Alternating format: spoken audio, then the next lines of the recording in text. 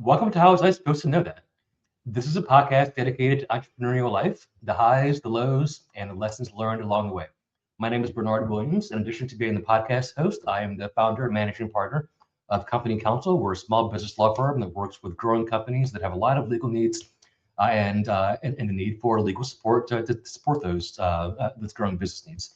We're going to talk today about mergers and acquisitions, and specifically the phenomena that I see all the time of someone who's running what looks like an awesome company and is ready to sell, and finds out when they put that business on the market that maybe they weren't quite as ready to sell as they thought they were. And here to help me have that conversation today is my friend Rob Warren from Strategic Exit Advisors. Welcome, Rob. How are you today? I'm great, Bernard. Thank you very much for having me on. I appreciate it. So why don't we start by giving our listeners a little bit of context? Can you tell us a little bit about what you do at Strategic Exit Advisors? Yeah, no, absolutely. So we work with really family and founder-owned businesses who have reached a point where the owners often are looking to retire. The next generation of ownership maybe isn't in the business, so they are looking for a liquidity event for the business. They're looking to monetize really what is a lifetime and sometimes several lifetimes for multi-generational businesses of really hard work in building something of value. Our job is to help make sure that that business ends up with the right buyer and with the best economics for our clients. So do you help to identify potential buyers? Is that part of the process? Yeah, no, we absolutely do. That's a big part of our process. And it's a collaborative process along with our clients. The honest truth is nobody knows their industry better than them. No matter what any investment banker might tell you about how much they know about the industry, the clients know better than anybody else. So we really focus on the objectives of the owner. And most of our owners care about things like the people in the company. You know, what's going to happen to them. There's a lot of people that ride the coattails of an owner, so to speak. You've got the employees, they want to know their customers are taken care of, their vendors are taken care of. So it's all about finding the right party for the business and the next chapter of the business. Somebody that's going to respect and preserve the culture that was created there, because that's what keeps the people. And they also want to know that their legacy lives on, in particular with owners who maybe put their family name in the company name. They care about what people say about them, 5 years, 10 years after the transaction. So we look for those buyers that value people, culture, and legacy. We also find that when we find that really good match and those buyers value those things, they value them monetarily. So they're willing to pay for companies where they find really good people, strong cultures, where the legacy matters. That's the brand value of the business in the market. Yeah, it's interesting that you describe it that way, because typically when I'm involved in conversations about acquisitions and selecting the right buyer, typically the conversation is around valuation. Is the seller getting the amount of money that they feel it's worth after investing a lifetime of blood, sweat, tears, money, effort, all the things? It's typically a financial conversation.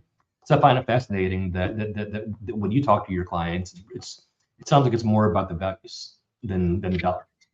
It is. I mean, the money matters. Don't get me wrong. So the economics are very important. And sometimes we do have prospective clients that they almost focus too much on just the valuation, because the valuation matters, but how you get there matters more sometimes than the valuation itself. If a deal has a lot of contingent consideration, say in the form of an earnout, so that's future performance of the business, those are all dollars that are at risk. If they don't get it changes the valuation. So we really encourage our clients to focus when we're taking them through this process on the whole package. And it starts with achieving their objectives. And oftentimes for our clients, a big part of those objectives have to do with these softer sides of a transaction. They want to know their people, culture, legacy is respected and lives on. Right. Now, you mentioned earnouts, which are very popular transaction feature. I've seen a lot of recently. Would you mind just elaborating a little bit about what an earnout is and how where earnouts fit into this conversation? Yeah, no, absolutely. So when a buyer is looking at acquiring a business, they're evaluating it for risk.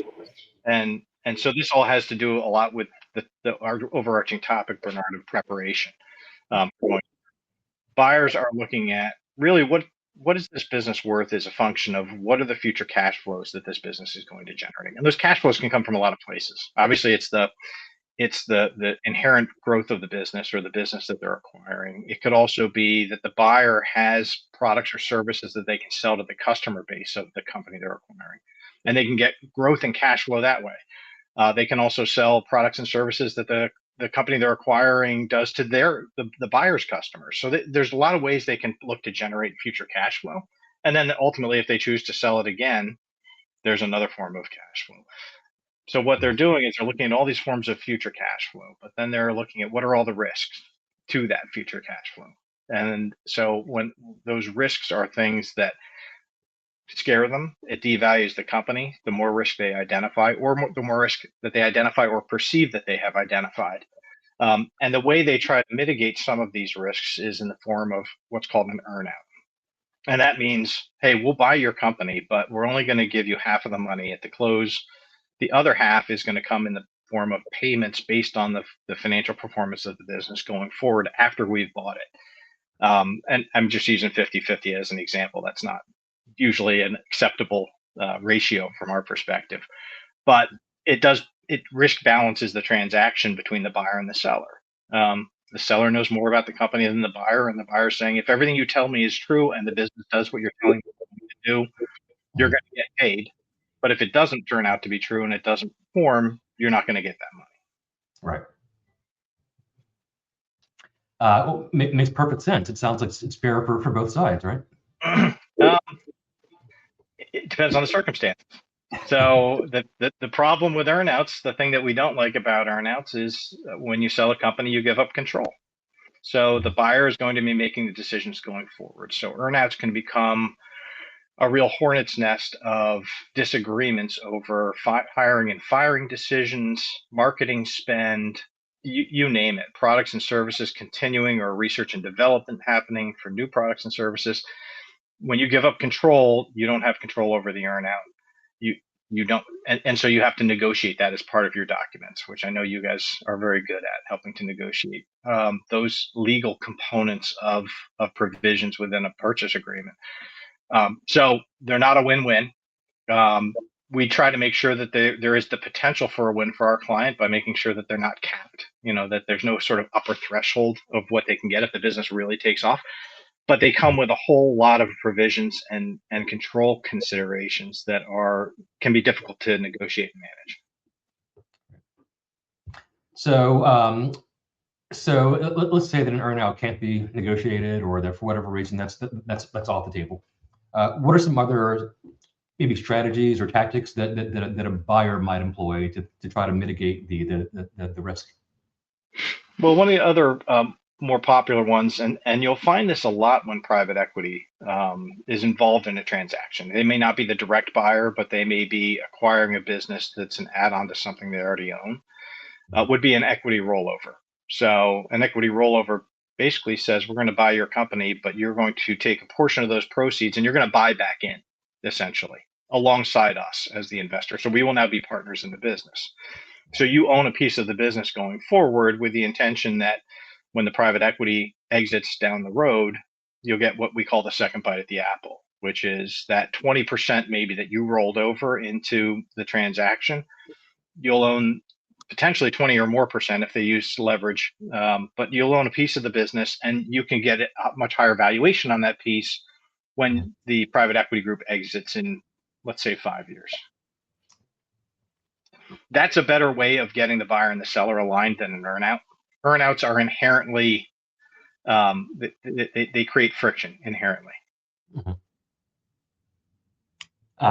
Whereas this literally puts them on the same side. They're partners.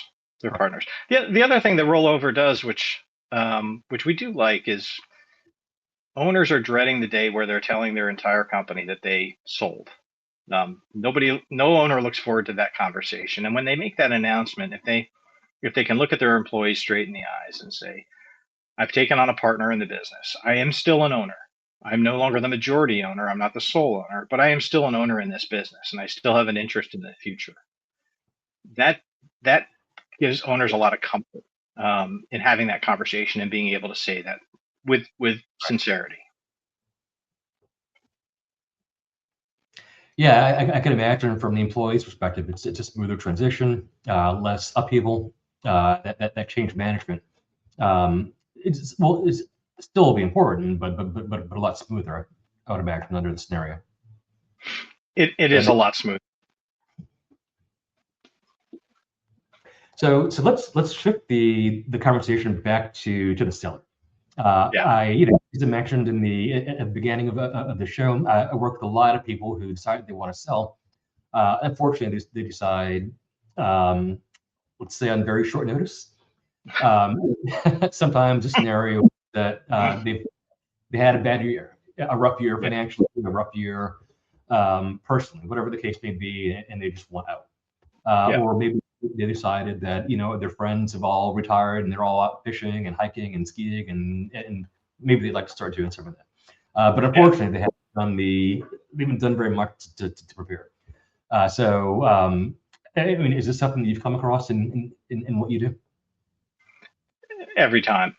Every It's an incredibly common, and we have an assessment that we do to really assess the readiness of the business owner operationally, from a reporting on the financial side of things, and from an emotional standpoint, how ready is this owner for a market-based process? And we give them a score. We give them some recommendations around, if you don't go today, here's ways to improve.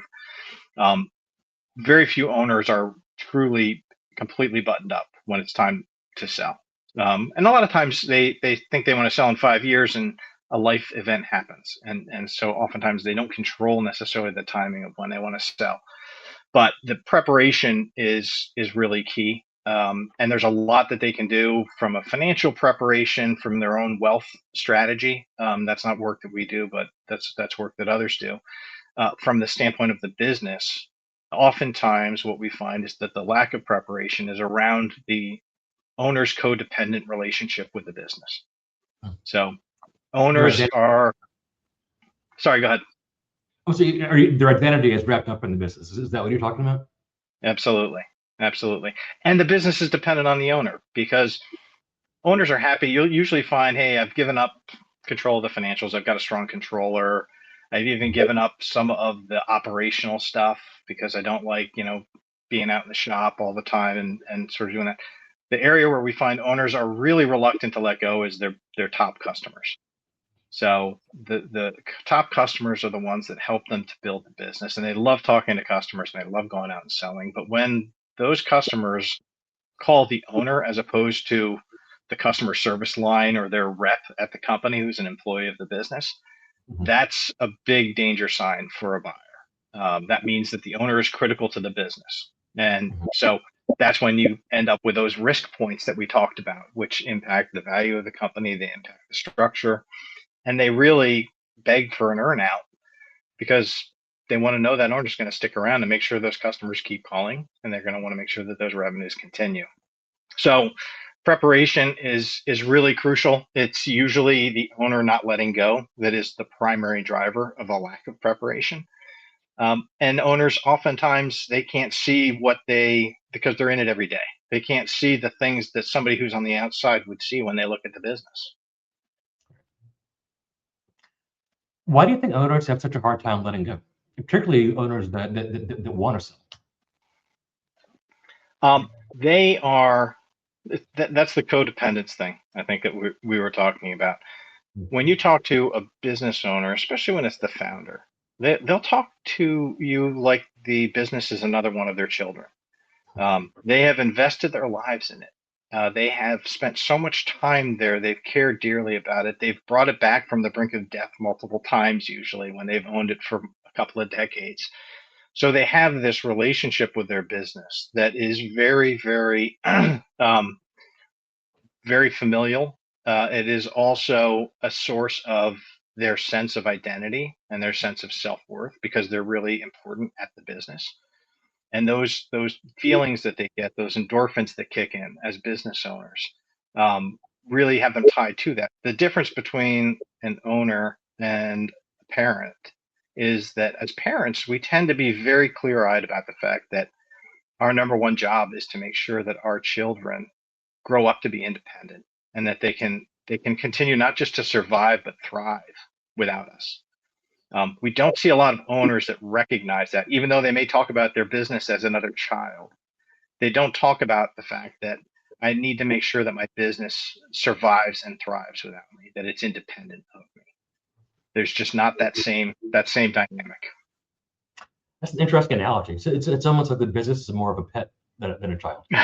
That might be right. Yeah, I think it is. I think it is their empty nest child. That's the one that they can't let go and won't let out of the nest. We have two dogs and we just started beekeeping because our children are growing and graduating from college and moving on. So you always need something to take care of and to feel like something is dependent upon you. I totally understand that. If you Yeah. want it, I get that. Yeah. That's interesting. So, and along those lines, do you find that most people who sell their companies have something lined up to do afterward, or how do they handle that transition from having that this thing that they're so wrapped up in to walking away? So some of our clients want to stick around. Some of them want to continue to run the business. They want to stay active. They want to stay involved. And for many buyers, that's okay. They're viewed as an asset to the business. What our clients are looking to do is to really take their chips off the table. It's time to monetize this and put this into an asset for my retirement that is more secure. So when the owner sticks around for a period of time, they don't think beyond that typically. And some owners some clients that we've worked with and we've sold to private equity. Private equity has partnered with those owners. They've maintained an ownership position, and they really wanted the private equity firm's help in growing and doing acquisitions and scaling the business. So those work out well. Most of the other clients that we work with are selling to retire, and so some of them have better thought out plans than others. We do ask a lot of tough questions when we're talking to a prospective client about what's next. If the idea is to sell the business, maybe work in it a year or two, and then retire, what's their plan? Because you can only play so much golf. If somebody says, "Hey, I'm going to play golf every day," that's a little bit of a red flag for us. If somebody says, I'm on a couple of charitable boards that I want to get more active and involved in because I believe in these causes and there's more I want to do. That's a good plan. Some want to go into academia because they want to feel like they're valued. They want to feel like many years of hard work and wisdom can help the next generation. So they want to go into be college professor. So there's these pursuits that we can see people want to take that give us a level of comfort that they will continue to be fulfilled just in a different way. When they say they want to golf every day, it concerns us. When they say they want to, buy a boat and sail around the globe with their spouse, and their spouse wants to spend all their time visiting their grandkids, across the state, there's a difference of sort of goals between the spouses, and that's going to ultimately result in conflict, and that's ultimately going to result in regret. And that's also going to create fear when it comes to the transaction, which is something we deal with a lot. Huh. That's interesting. So it's interesting that it spills into the transaction itself. Very much so. More of a decompartmentalization. It's uncanny how it does affect the transaction, and you do see it regardless of how much you have these conversations and how much you talk about it. The closer you get to the closing date, the more real this becomes to the owner. The more real this is becoming to the owner, the more their fear instincts start to kick in, and the more irrational, unreasonable they become. It happens pretty much to every client to varying degrees, and it may manifest itself in different ways. But when you have somebody 2 weeks before the close who says, "Hey, what do you mean they won't pay my cell phone bill?" After the close, that's always gone through the company, Right.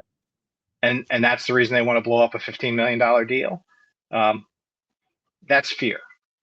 Mhm. So it's just they're looking for reasons to not do the deal at that point because the fear is taking over, and they're harder to manage through that piece of the transaction. Excuse me, sorry. So, what advice would you have for owners entering into that process, knowing that this is going to happen? How do you, or how should they prepare for that experience? The biggest piece of advice from an emotional preparation um, is, and Denise Logan, who's an author of a book called The Seller's Journey, actually shared this with us because she does work with owners who are going through that emotional journey of selling. Ask the owner to make a list of 15 things they get from their business that aren't financial, have nothing to do with money. What are the benefits of owning a business that they get? Because it takes the first five would be pretty easy, but the last five, you have to really dig deep to get to things like I realized I'm not happy at home. And my business has always been my escape from a relationship at home that I'm not happy in. Yeah. There's some pretty dark places you can go with some of this stuff. And so asking them to dig deep around what are the real things that you get from your business that if you sell it, you need to find a way to deal with them, replace them, whatever it might be. Mm. By doing that, you're thinking about all of those things that are going to cause the fear to kick in because you don't have a plan in place for how to replace them. Right. That sounds like very important work. Yeah, That's, that's I like that approach. Thank you. Now, yeah. no, no. And again, in terms of preparation, we've been talking a lot about owner dependency, and we can see how owner dependency will uh, either kill a deal or decrease the value, or at least make the deal harder to close. Um, how does an owner prepare to have the business less dependent on them? How do you slowly move yourself away from the operations so that owner dependency isn't such a hurdle to being acquired? I think it's the hardest thing a business owner can do, candidly, because their sense of self worth is typically tied to how important am I to this business. Um, what we encourage owners to do is to make sure they have a complete management team in place. Make sure they have leadership development in place for that management team. You'll hear owners like, well, yeah, I've got a team, but they're really not leaders. We say, okay, so what are you doing to develop them? Like, how are you investing in your leaders to make sure that they are in a position to step up? Are you letting go?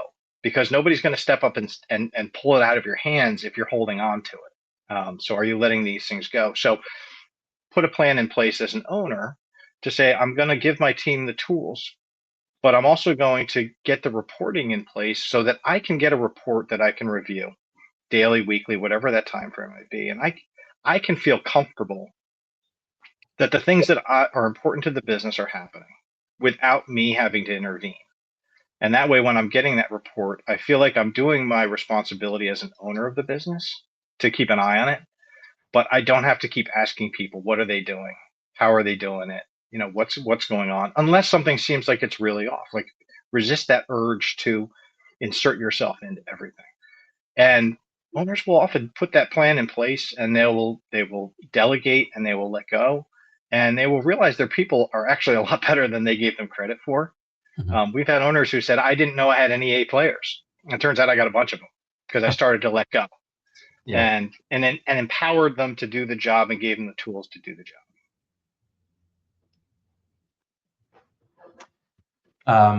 Yeah, that's helpful, and it's as leaders, it's we're responsible for results, and we're responsible for what the team produces on the whole. And I know, Yeah. speaking for myself, I sometimes when I delegate things, I sometimes wonder if the people on my team wonder what I'm doing all day. If I'm dedicating all this to you and all this to you and so on, I know that I'm busy, but I wonder if the team knows that I'm busy and what I'm doing. I do think there's something to that. As an owner, you want people to see you being busy because you don't want people to, you don't want the people that work for you or that report to you, the people on your team to think that you're not pulling your weight as an owner. Right. So you have that tendency to always be busy and always be in the deep of it. But as leaders, as owners, at some point, part of our job becomes making sure that we're empowering everybody else to grow, like making sure that we're allowing everybody else to move up. That's part of the job. So it transitions from doing the work and being so super active with it, and getting yourself, getting your people up to speed on what needs to be done, how it needs to be done, and letting go. And that is definitely part of that, becomes a part of your job. Yeah. So it's development, it's leadership development, both of your own people, but also of yourself as a leader, someone who could take a step back and allow. A friend of mine says she makes herself small so that others can become bigger. Yeah, So it's a great line. Yeah. Yeah, we use, one of our fundamentals at our firm is to empower others by asking for help. Asking for help with things is not necessarily a something, people think of it as a weakness if you're asking for help. But as leaders, asking people to help you with something is a way of empowering them to grow, and handing things off and letting them step up and learn. And when you don't do that, when you don't delegate, when you don't empower others, you're stunting their growth. But it makes you feel, as an owner, as a founder, it makes you feel important, because Right. you have all this work that only you can do. It's a kiss of death if you go to sell the business. Right. Yeah, and it's fascinating that the same things that are necessary to put yourself in a better position to sell the business are the things that will help you to run a better business in the meantime. Oh, absolutely. It makes the business run better. It makes the business more fun. The analogy we like to use is, if somebody's ever sold a house, Mhm. the day you put the house on the market is the day you will like your house the most. And that's because you go around the house and the squeaky doors you've taken care of, you've repainted the rooms, you fixed those moldings that were broken, you take care of all of the little details. Right. And then you put your house on the market and you look at it and you say, gosh, this would have been a great house to live in for the last 20 years. Like, why didn't I do this stuff sooner?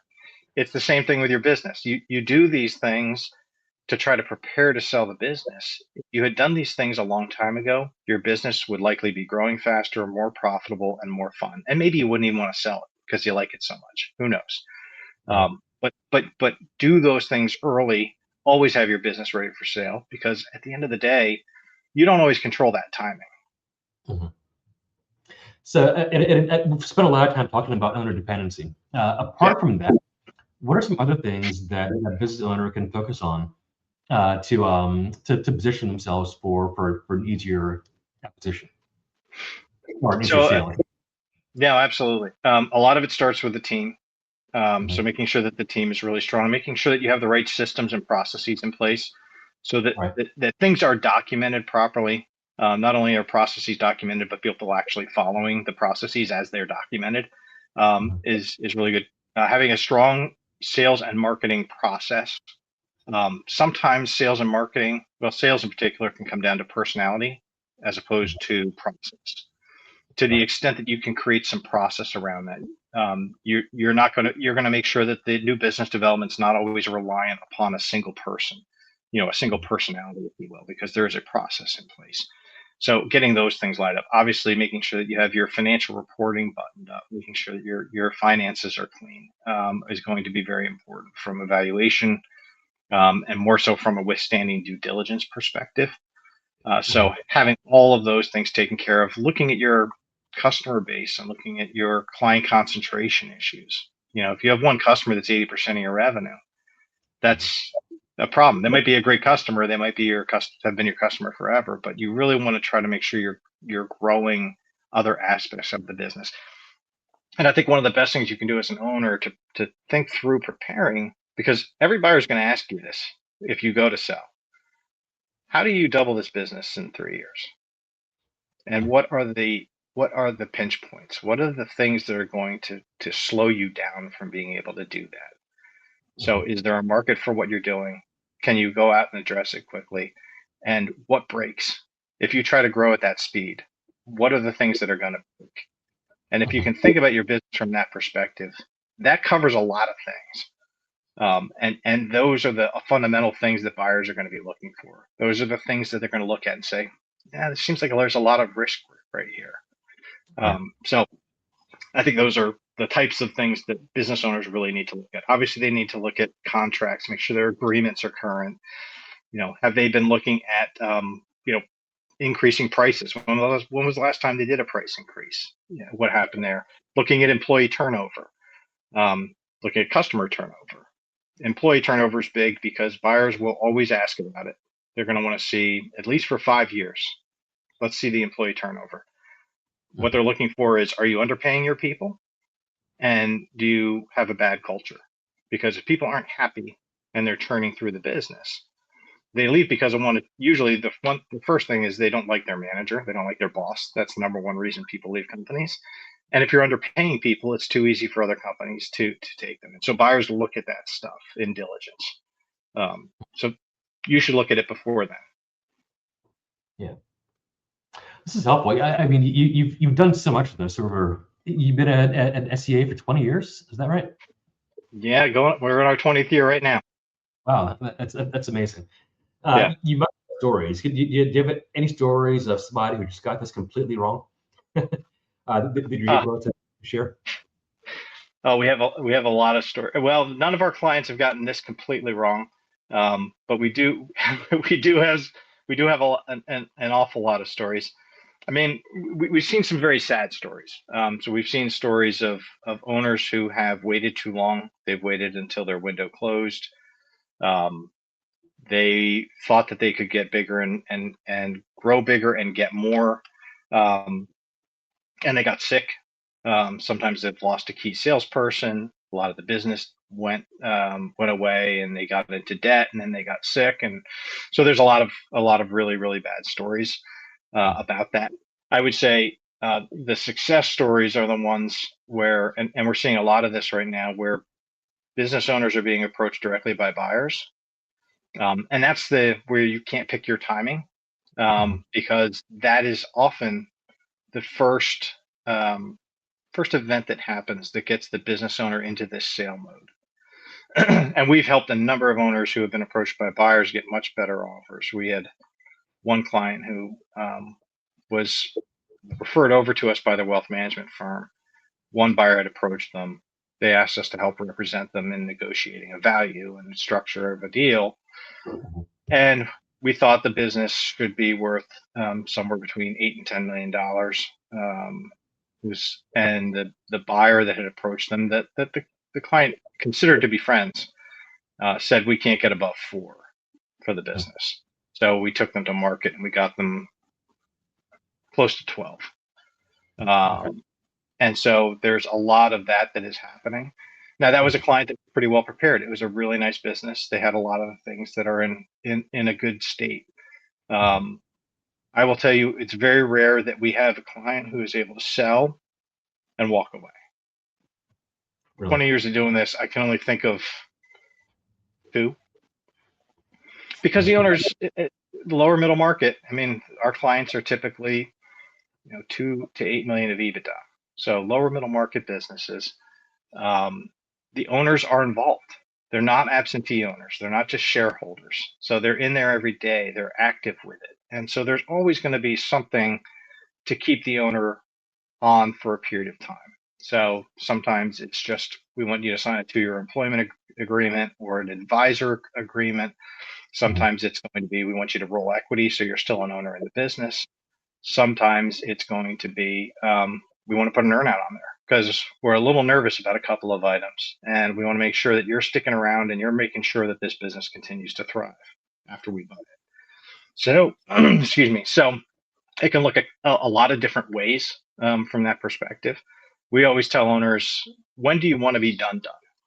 When they're talking about their timing. Like, when do you want to truly be done? And if somebody says, well, I want to be done in 3 years. We said, well, you should probably get moving, because it's a 6 to 9 month process to sell a company the right way, and plan on sticking around for 2 years. Maybe you won't have to, but you should build that into your timing, because there's a good chance they're going to want you to stick around for some period of time. So if you want to be done in 3 years, you really need to be in market in about 6 months. So on that note, what's the best time for someone to call you if they're starting to think about selling? Right then. So when they're thinking about selling, they shouldn't be concerned. I think a lot of people are hesitant to call people that do what we do. Uh, they're afraid we're going to try to pitch them. We're going to try to, hard sell them. Some might. We won't. Excuse me. Um, Seek advice. Seek. Ask questions. Get to know somebody well before you're ready to do something, because they can give you a lot of pointers and guidance along the way. They can help you look at the business and identify those areas, those things on the house that you need to fix before you put it on the market. And some of those things take time. They don't happen overnight. So I would suggest you talk to, me or someone like me or someone at my firm.